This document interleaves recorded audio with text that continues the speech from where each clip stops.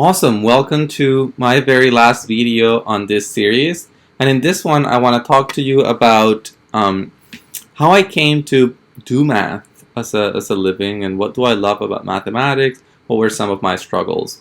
So when I was in high school deciding what I wanted to study in college, I knew that I enjoyed mathematics, but I really didn't know what that was, or didn't know many mathematicians other than my teachers. So I thought, well, I'll just study math and become a teacher. And in one of my education courses, I had to visit a school, and when I went there, it was the ninth grade. It shocked me, the whole thing, and I decided actually maybe high school teaching might not be what's best for me. Maybe I want to teach adults. And for that, I had to get a PhD. So I talked to a bunch of people, had wonderful mentors, and at the end ended up in a PhD program at the University of Notre Dame.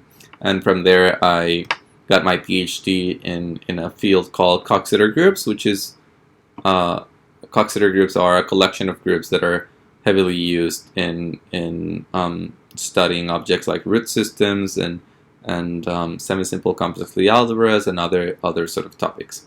It's a collection of groups that have tons of interest in geometry and algebra and combinatorics. So that's sort of like what my background was. After that, I spent a year at Swarthmore College, and then I moved to Villanova, and I've been at Villanova for 3 years.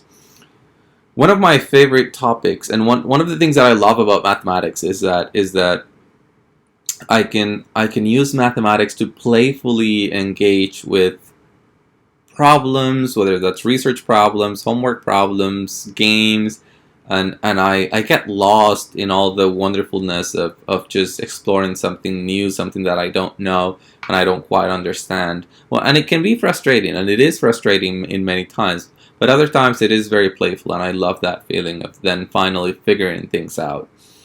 My favorite topic has always been algebra and combinatorics, and I've been fortunate to be able to do that for a living. And again, I just love the type of arguments that appeared in that.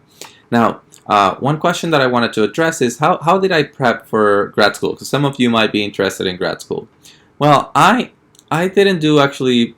I didn't have the best preparation for grad school. So I took all of my undergrad courses, and I did two things that did really help me was to do a summer REU, where I did research with faculty and other students, and that was extremely helpful. That told me I really enjoy this.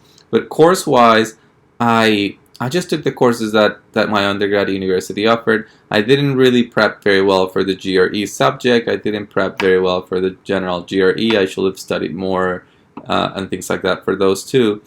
So I was worried about taking the courses that I needed to take to finish my undergrad, and the two REUs, which again were huge for me.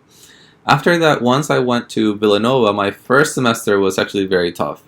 In the first year, I had to pass 6 basic courses, and I thought, well, maybe I'll take 4 in the first semester, just in case it goes bad or something. In the second semester, I only have to pass 2 or something like that, and that was a really, really bad idea. I was overworked. I had homework every week for all of the courses, and it was a very stressful time.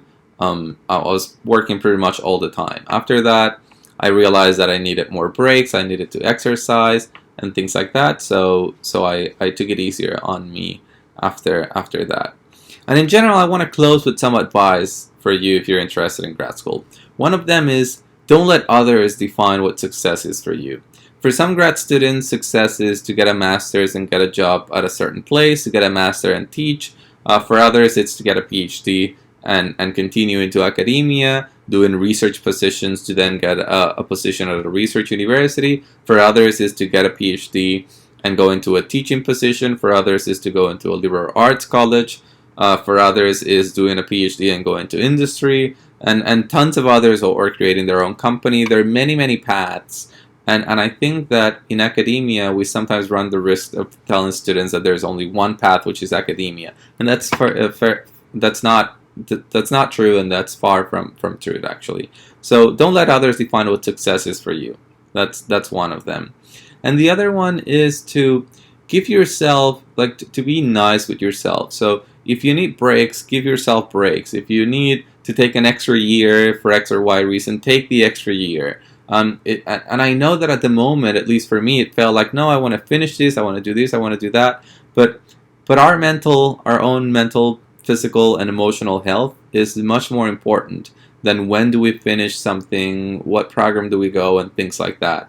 So be nice with yourself. Make sure that you're well mentally, emotionally, and physically, and then you'll be able to thrive and do your best work.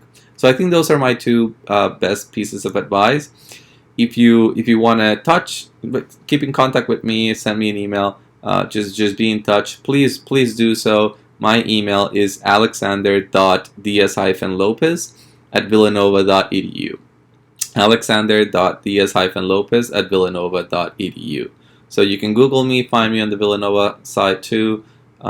Yeah, please stay in touch. Send me emails. I'm always happy to chat with people. So if you're interested in hearing more, hit me up.